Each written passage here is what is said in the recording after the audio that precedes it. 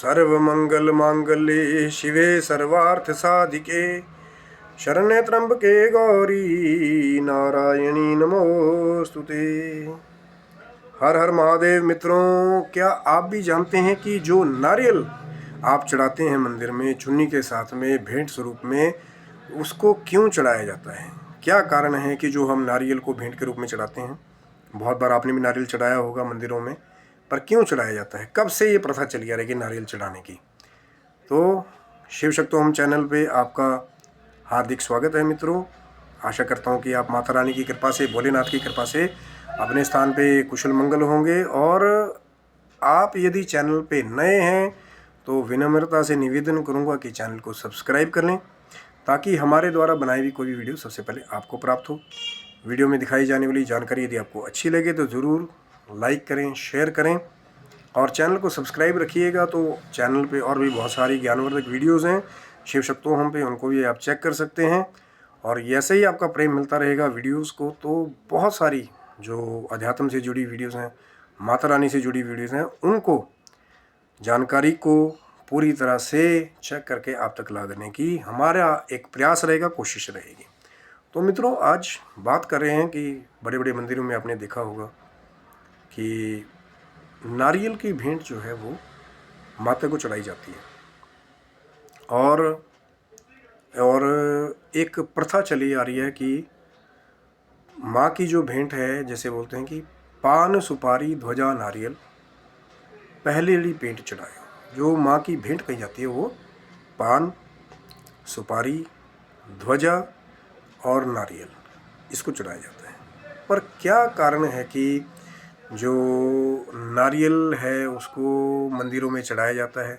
क्या कारण है कि नारियल को, अब बहुत सारे लोगों को भी आपने सुना होगा कि राहु का भी एक उपाय है कि सिर से कई बार नारियल को 7 बार वार करके फिर जल प्रवाह किया जाता है। तो क्या कारण है कि नारियल का वो जो भेंट है वो मंदिर में चलाई जाती है? और कई लोग जो है इसको बलि के रूप में भी नारियल को बोलते हैं। कई बार आप कोई नया घर लेते हैं, कोई नया वाहन लेते हैं, कोई नई चीज़ लेते हैं, तो नारियल को बलि के रूप में फोड़ा जाता है।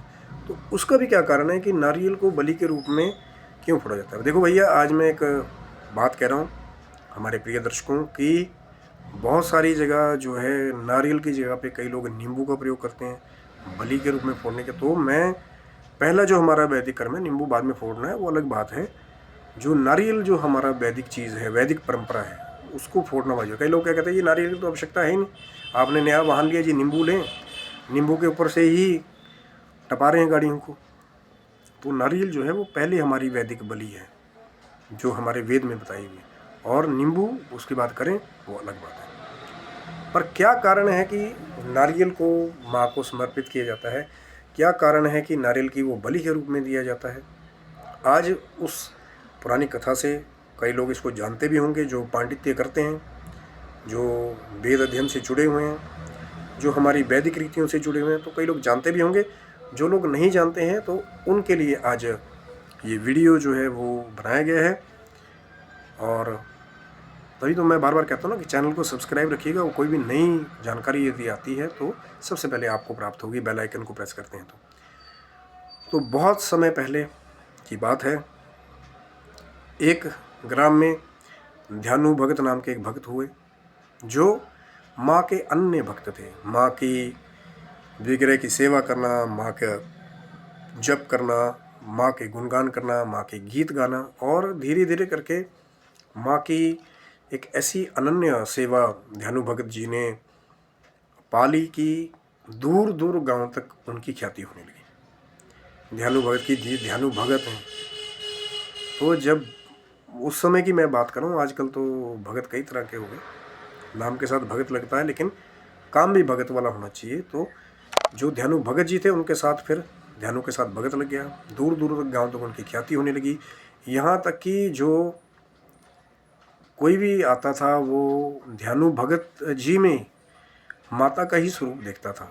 और माँ ज्वाला के कहते हैं कि ध्यानु भगत बहुत बड़े भक्त रहे माँ ज्वाला देवी के, जो कांगड़ा में है। ज्वाला देवी मुखी, ज्वालामुखी अगर आप कहे होंगे, जो स्वयं जो ज्वालाएं प्रकट हुई हैं, जो अकबर राजा ने भी जो ज्वालाओं को बुझाने की बहुत कोशिशें की, कभी नहर खुदवाई, और कहते हैं कि लोहे के तवे तक रखाए गए तो वो तवों को भी फाड़ करके वो माँ का वो स्वरूप, भगवती का स्वरूप, वो ज्वाला देवी का स्वरूप बाहर आया। और आज भी बहुत सारे रिसर्च करने वाले उस मंदिर में गए, लेकिन नहीं वो बता पाए कि क्या इन अपने स्वयं जलती हुई ज्योतों का क्या एक कारण है। कोई वहाँ तेल तो वो लोग ला के डाल नहीं रहे, या कोई पाइपलाइन लगाई होगी वहाँ ज्वाला, वो तो माँ भगवती का स्वयं आशीर्वाद है। और कहते हैं उसी मंदिर के उसी माँ ज्वाला के ध्यानु भगत जी बहुत बड़े भक्त थे।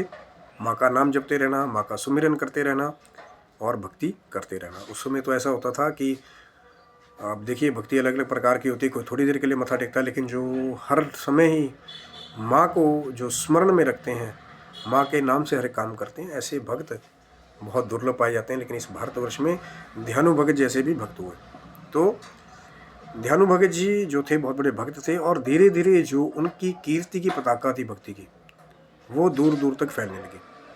तो एक बार कहते हैं कि ध्यानु भगत जी जो है वो माता के मंदिर के लिए कहते हैं जा रहे थे, तो रास्ते में उनकी ख्याति फैलती फैलती जो है वो जो वहाँ के प्रांत के राजा थे, उन राजा के कानों तक भी ध्यानु भगत की ख्याति चली गई कि एक भगत जी हैं, ध्यानु भगत जी हैं, वो माँ के बहुत बड़े भक्त हैं, वो माँ की उनके ऊपर पूरी रजा है। तो जब राजा ने वो बात सुनी तो अब उनको लगता था ना, कई बार कुछ राजा ऐसे भी होते थे कि भैया उनके राज्य में जो कोई ऐसा उनको सुनाई देता था तो वो भी परीक्षा लेने की कोशिश करते थे कि यार एक्चुअल में कुछ ऐसा है, या मेरे राज्य में कोई अंधविश्वास या द्वंद्व हो रहा है, कई कारण हो सकते हैं। तो उन राजा ने भी ध्यानु भगत की परीक्षा लगने की कोशिश करी कि वाकई में कोई सिद्ध पुरुष हैं, माता के भक्त हैं भी, या खाली अपने नियम की ख्याति को ही खा रहे हैं। तो उन्होंने क्या किया कि अपने गुप्तचरों को भेजा, और जो भी उन्होंने पहले की जो जानकारी थी कि कहाँ रहते हैं, किस गांव के हैं, कैसा ऐसा पता करवाया। और जब ध्यानु भगत जी माता के दरबार के लिए जा रहे थे तो कहते हैं कि राजा ने अपने सैनिकों को भेज करके जो ध्यानु भगत था उसके घोड़े को रुकवा लिया, और खुद भी एक, अब कई सारी कहानियाँ अलग अलग है कि अपने राज दरबार में ध्यानु भगत जी को बुलवाया। कई कहते हैं कि राजा गुप्त रूप से वहाँ गए। तो जब राजा की भेंट ध्यानु भगत जी से हुई तो ध्यानु भगत जी से राजा ने कहा कि आप तो बड़े सिद्ध पुरुष हैं, तो आप सब कुछ कर सकते होंगे। तो ध्यानु भगत जी ने राजा से कहा कि करने वाली तो वो माँ है, मैं तो सिर्फ माँ का एक दास हूँ, माँ के नाम का स्मरण करता हूँ। मैंने तो कभी किसी से नहीं कहा कि मैं बहुत बड़ा सिद्ध पुरुष हूँ, या मैं ये कर सकता हूँ, मैं वो कर सकता हूँ।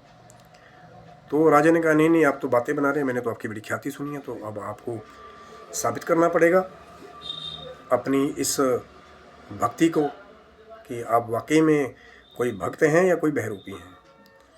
तो कहते हैं, अब कई कथाओं में ये विवरण मिलता है कि राजा ने जो घोड़ा था ध्यानु भगत का, उसका शीश कटवा लिया।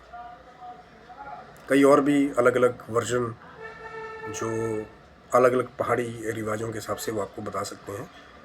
जो कथा मुझको ज्ञात है मैं वो आपको बता रहा हूँ। तो कहते हैं कि ध्यानु भगत ने घोड़े का, जो घोड़ा था ध्यानु भगत जी का, उसका शीश जो है वो राजा ने कटवा लिया अपने सैनिकों के द्वारा कि यदि आपके अंदर शक्ति है, आपकी उस माँ के अंदर या आपके अंदर कि आप माँ के बड़े भक्त हैं, तो इसका शीश अब आप जोड़ के दिखाएंगे। तो अब एक निर्जीव के साथ कोई दुर्दशा हो, उसका जीवन आपकी वजह से चला जाए, तो संतों का और भक्तों का शुरू से ही एक जीवन का एक उद्देश्य रहा है कि उनकी वजह से किसी और को कष्ट ना हो। जबकि हालांकि यही देखा जाता है कि कभी जो बहुत बड़े पुजारी हैं या बहुत बड़े संत हैं, सिद्ध हैं, साधक हैं, वो कभी नहीं अपनी जुबान से कहते कि हम बहुत बड़े साधक हैं, हम ये कर देंगे वो कर देंगे। लेकिन जो बड़ी बड़ी गद्दियों में बैठ के बोलने का काम करते हैं, हम ये कर देंगे वो कर देंगे, कई बार ऐसा होता है कि उनके पास सिर्फ ठग विद्या होती है, उनके पास कुछ नहीं होता। लेकिन जो एक्चुअल में जो सही साधक है, जो सही सिद्धिवान है, वो अपनी सिद्धियों का कभी भी खुले में प्रदर्शन नहीं करता, वो उनको छुपाता है अगर मिल भी जाए तो, कि कल को ऐसा ना हो कि उसकी भक्ति में विघ्न पड़ जाए। कई ऐसे भी हैं तो अपनी साधनों में विघ्न नहीं चाहते। और संत जो है, लेकिन जब दूसरों के ऊपर विपत्ति आती है, दूसरों के ऊपर कष्ट आता है, तो अपना सब कुछ निछावर कर देने का, तभी तो मैं कहता हूँ कि वही असली संत है। जो नंगे पैर एक ग्राम से दूसरे ग्राम जाते हैं, लोगों का कल्याण करने के लिए, भगवत चर्चा को असली में फैलाने के लिए नंगे बदन खुद हिमालय की गुफाओं में बैठते हैं, तप करते हैं उस प्रभु प्राप्ति के लिए या दूसरों के कल्याण के लिए, किसी महामारी को दूर करने के लिए। कहीं पे पानी नहीं है तो उस जल के स्रोत के लिए तपस्या करनी, कहीं पे अनाज नहीं हो रहा तो उस भूमि पे अनाज के लिए तपस्या करनी, लेकिन लोगों के निमित्त कि लोक कल्याण हो, लोगों को जल मिले, भूखे को रोटी और प्यासे को पानी, बाबा अमरनाथ बर्फानी। खुद शंकर जी जहाँ पूरे हिमालय पर्वत श्रृंखलाओं में कैलाश पर्वत के ऊपर छोटा सा बागंबर लगाए बैठे रहते हैं, लेकिन सबको वस्त्र देते हैं, सबको अनाज देते हैं, सबको जल देते हैं वर्षा के द्वारा।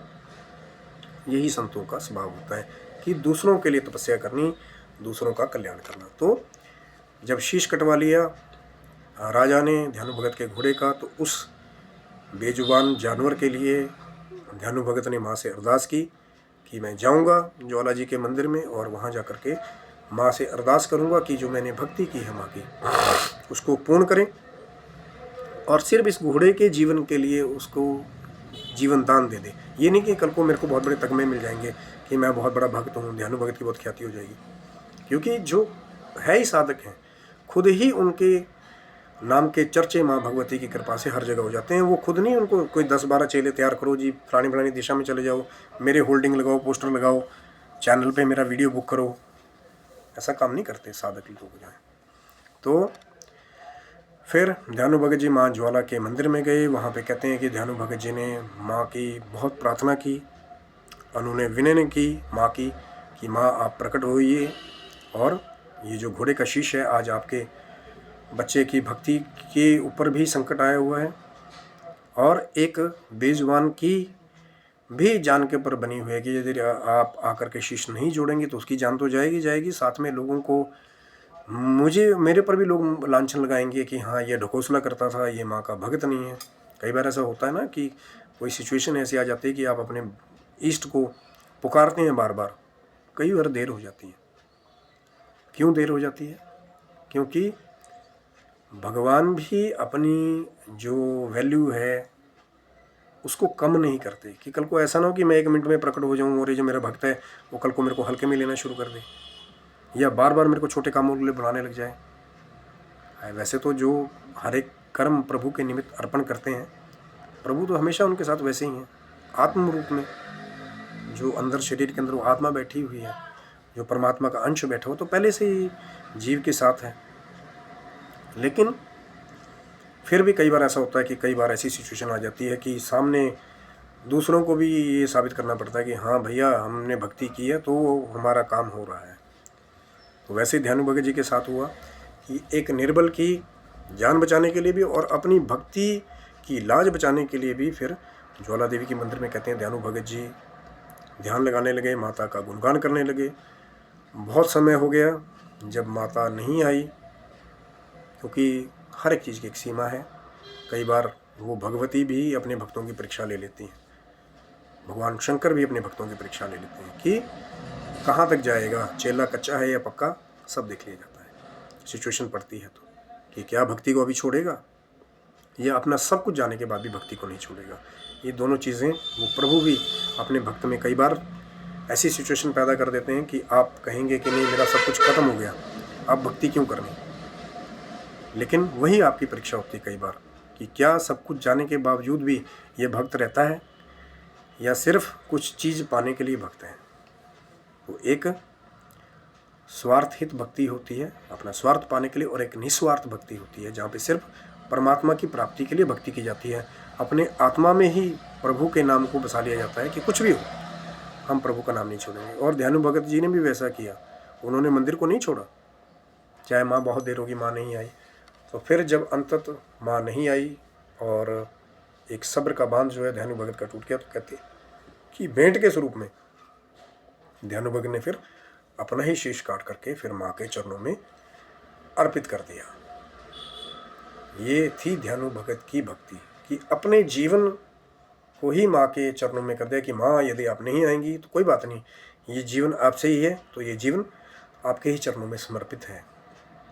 पर कल को लोगों को ये अविश्वास नहीं होगा, नहीं तो लोग मुझे ताना मारेंगे कि ध्यानु भगत जो है वो ढकोसला करता है या कोई तांत्रिक है या कोई मांत्रिक है, तो जब ध्यानु भगत ने अपने शीश की भेंट काट करके चढ़ाई माँ के चरणों में, तो माँ भगवती को भी वहाँ पे प्रकट होना पड़ा। कहते हैं कि माँ ज्वाला साक्षात उस मंदिर में प्रकट हुई।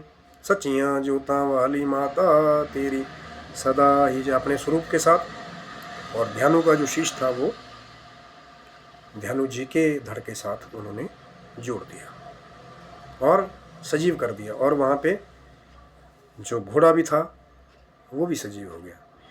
लेकिन जब ध्यानु ने देखा कि माँ प्रकट हो गई, ध्यानु बहुत गदगद हुए कि माँ आपने मेरी लाज रख ली, लेकिन आपने माँ विलम्ब बहुत हो गया। पर कहते हैं ना कि जब मंजिल मिल जाती है तो कई बार जो पीछे की सारी थकान होती है वो दूर हो जाती है। कि अंततः ध्यानु भगत को माँ के साक्षात दर्शन हुए। लेकिन माँ ने भी वहाँ पे एक बात कही, एक वचन दिया कि ध्यानु आज तो मैंने तेरा शीश जोड़ दिया, लेकिन कलयुग में अगर कोई मुझे भेंट के रूप में अपना शीश चढ़ाने की कोशिश करेगा या शीश काट करके रख देगा तो मैं उसका शीश नहीं जोड़ूंगी। ऐसे तो एक अलग ही एक बोलते हैं ना कि ये कोई सात्विक प्रक्रिया नहीं शुरू हो जाएगी, ये तो संसार में कुछ और ही शुरू हो जाएगा। कभी कोई बलि प्रथा, ये वो बहुत सारी चीज़ें हैं, अभी मैं कमेंट नहीं करूँगा उसके ऊपर कि क्या सही है और क्या गलत है। वो माँ भगवती महामाया सब जानती हैं, क्योंकि विवाद करने का कोई उद्देश्य नहीं है। उद्देश्य सिर्फ है कि जो माँ ने जो चीज़ कही थी, जो आज भी प्रथा चल रही है, उसको आप तक लाने का प्रयास था। कि माँ ने ये कहा कि आज के बाद कोई शीश काटेगा तो ना ही मैं प्रकट होकर के साक्षात्कार उसका शीश जोड़ूंगी, ना ही उसको फिर मैं सजीव करूंगी। अगर यदि किसी ने मेरे को भेंट चढ़ानी होगी तो नारियल की जो भेंट होगी उसको ही मैं शीश के रूप में, बलि के रूप में स्वीकार करूंगी। आपने अगर बहुत सारे लोगों ने देखा होगा तो नारियल को जब आप छीलेंगे, खोलेंगे, तो जो ऊपर वाला पार्ट होता है उसमें मुंह बना होता है। ध्यान से देखना, उसमें 3 ऐसे मुंह जैसा बना होता है पूरा।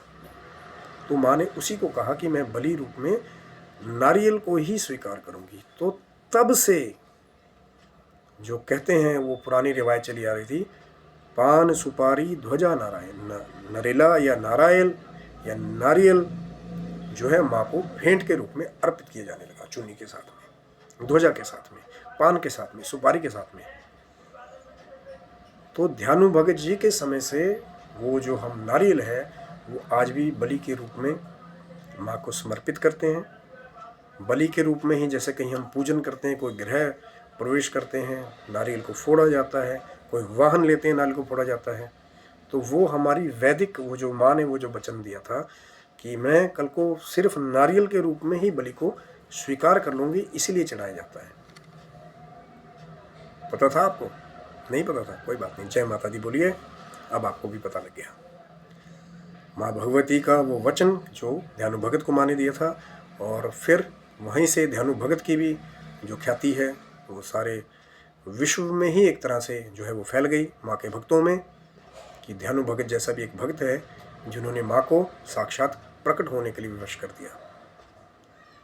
और इसीलिए मैं कह रहा हूँ कि जो नारियल का फोड़ना है ये हमारी वैदिक बलि है। कई लोग, मैं बहुत जगह देखता हूँ कि वो नींबुओं के ऊपर ही वो गाड़ियाँ जो है, नया वाहन लाए, जी टायर चढ़ा दो नींबू के ऊपर ही। नींबू का भी करना चाहे कर सकते हैं बाद में कि नज़र ना लगे, लेकिन जो हमारी पहली प्राथमिक बलि है वो नारियल के द्वारा बलि ही स्वीकार मानी जाती है। नारियल को फोड़ना और माँ भगवती के प्रसाद के रूप में, फिर अगर उसको ग्रहण करने लायक है तो ग्रहण करना, और नहीं तो माँ की कंजकों को दीजिए, या भूमि पूजन है तो उसके नीचे फिर उस नारियल को रखिए। और कलश स्थापना पे तभी तो बोलते हैं ना, कलश स्थापना के ऊपर भी वो नारियल रखा जाता है। तो माँ का वो आशीर्वाद है, इसीलिए वो नारियल को रखा जाता है पूजन के लिए। तो आशा करता हूँ मित्रों कि माँ भगवती का, ध्यानु भगत का ये नारियल की भेंट क्यों चढ़ाई जाती है वाला वीडियो आपको अच्छा लगा होगा। यदि वीडियो आपको सही में अच्छा लगे तो जय माता दी बोल करके कमेंट बॉक्स में भी जय माता दी लिख सकते हैं। चैनल को जरूर लाइक करिए, शेयर करिए। वीडियो को अगर आप शेयर करेंगे तो हो सकता है जिसको नहीं भी हमारे भगत को पता हो, माता रानी के आशीर्वाद से उसको भी उस चीज़ का कृपा प्रसाद प्राप्त हो। और जब चैनल को सब्सक्राइब रखिएगा तो हो सकता है आने वाली बहुत सारी माँ भगवती की कृपा होगी तो ये दास की कोई औकात नहीं है, भोलेनाथ की कृपा होगी तो आप तक और भी ऐसी अच्छी रहस्य की, आध्यात्मिक और हमारी वेद से जुड़ी हुई चीज़ें लाने का प्रयास रहेगा। तब तक आप स्वस्थ रहिए, मस्त रहिए, आपका पूरा परिवार सुख से खुशियों से भरा रहे। माँ जगदम्बा की कृपा, भोलेनाथ की कृपा आपके पूरे परिवार पर बनी रहे। आप भक्ति के निमित्त जुड़े रहें। आपका विश्वास जो है वो माँ पर अटल होना चाहिए कि कुछ भी हो जाए हम माँ की भक्ति को नहीं छोड़ेंगे, हम भोलेनाथ की भक्ति को नहीं छोड़ेंगे। कई बार बहुत बड़ी बड़ी परीक्षाएं होती हैं, उसके बारे में शायद मैं किसी और वीडियो में एक्सपीरियंसेस के साथ बात करूंगा कि कैसी कैसी परीक्षाएं कई बार होती हैं। तो चैनल को सब्सक्राइब रखिएगा। तब तक के लिए आप स्वस्थ रहें, मस्त रहें, अपने जीवन की आध्यात्मिक और भौतिक उन्नति की ओर हमेशा अग्रसर होते रहिए। तब तक के लिए जय माता दी, हर हर महादेव मित्रों।